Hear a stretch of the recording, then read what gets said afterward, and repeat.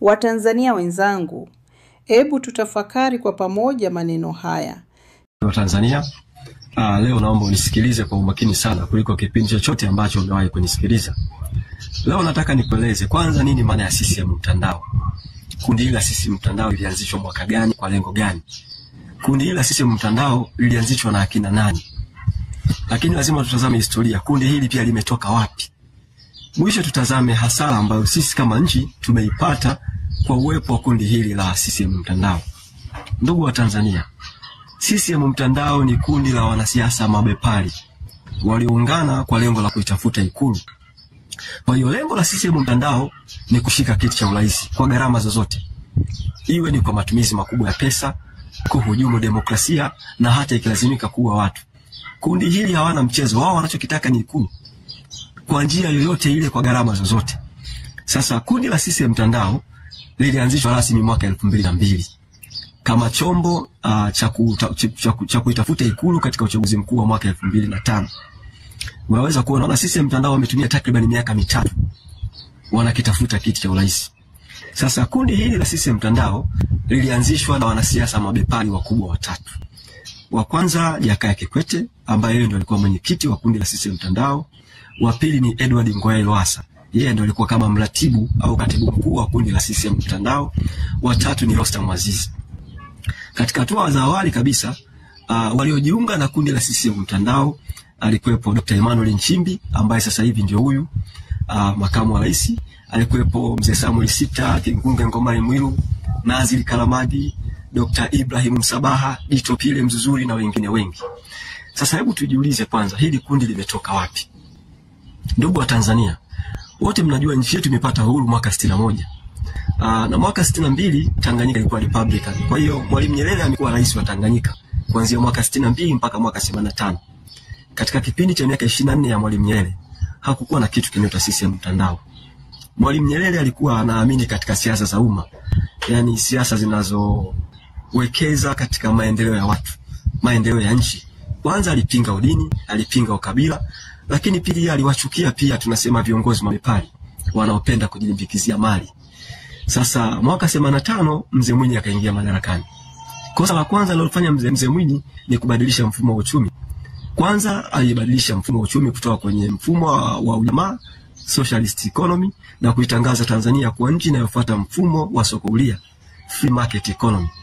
Sasa utakuja kuona katika kipindi cha miaka 10 ya Mzee Mwinyi yaliibuka makundi makubwa mawili ya wanasiasa. Kwanza kulikuwa na wanasiasa wanaoamini katika siasa za ujamaa na kujitegemea.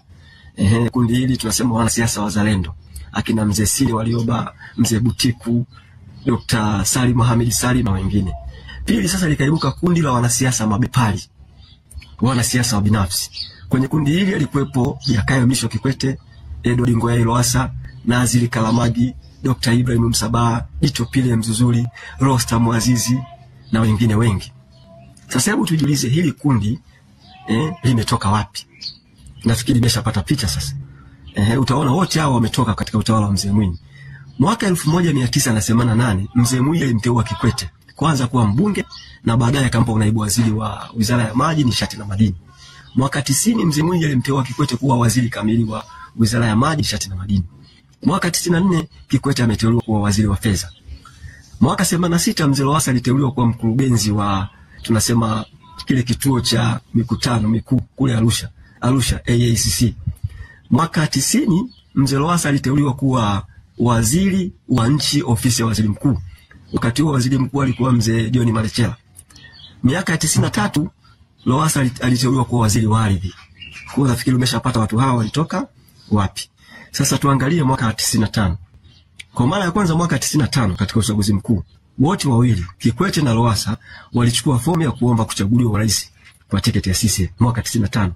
Kwa bahati nzuri mwaka 95 Mzee Nyerere alikuwa bado yuko hai. Kwa hiyo nafikiri aligoma. Aliwakataa.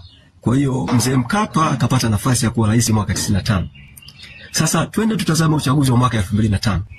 Uchaguzi wa mwaka 2005 Mzee Kikwete peke yake amechukua fomu kwenye kundi lao. Lowassa hakuchukua fomu. Sasa unaweza kuona mwaka 2005 pia kulikuwa na wagombea wengine akina Profesa Mark Mondosia, Dr. Salim Ahmed Salim, akina John Pombe Magufuli.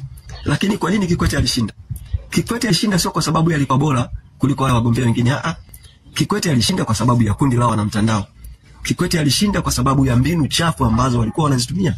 Tangu zamani kundi la CCM mtandao haliamini katika ubora. Wao wanaamini katika ujanja, wizi wa kula, kuhonga wajumbe wa mkutano mkuu. Kwa unaweza kuona, yani mwaka 2005 tayari wajumbe wa halmashauri kuu wananunuliwa, wanahongwa kama wanawake malaya. Unaweza kuona.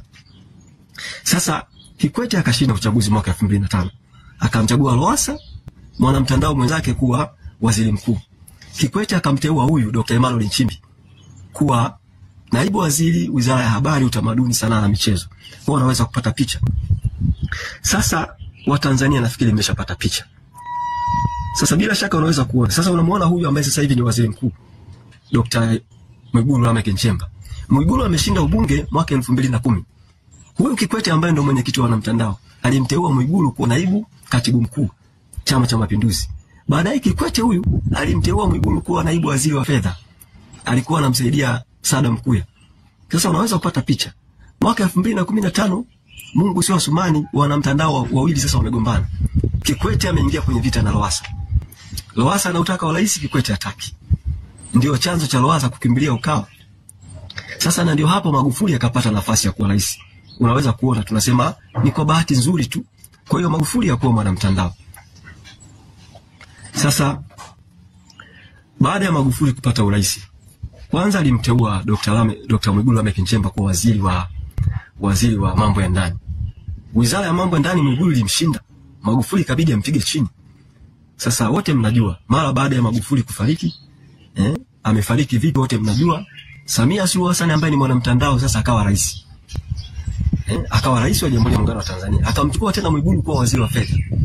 Kwa hiyo katika kipindi cha miaka 4 ya Samia Suluhu Hassan, Mwigulu Lameck Nchemba ndio alikuwa waziri wa fedha, na wao walikuwa wanamtumia Mwigulu ili kundi la wanamtandao. Walikuwa wanamtumia Mwigulu kukopa.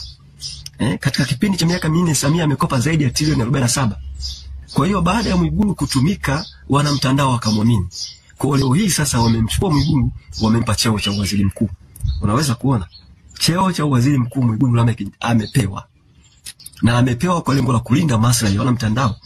Huyu pia ambaye ni makamu wa rais, Dr. Emmanuel Nchimbi, cheo cha makamu wa rais pia naye amepewa. Amepewa kwa lengo la kulinda maslahi ya wanamtandao.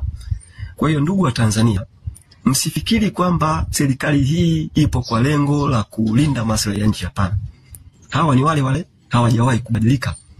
Kwa sasa wewe kama kijana, wewe kama msomi, ni vyema ufungue macho. Amka. Sasa labda nini tunaweza kufanya?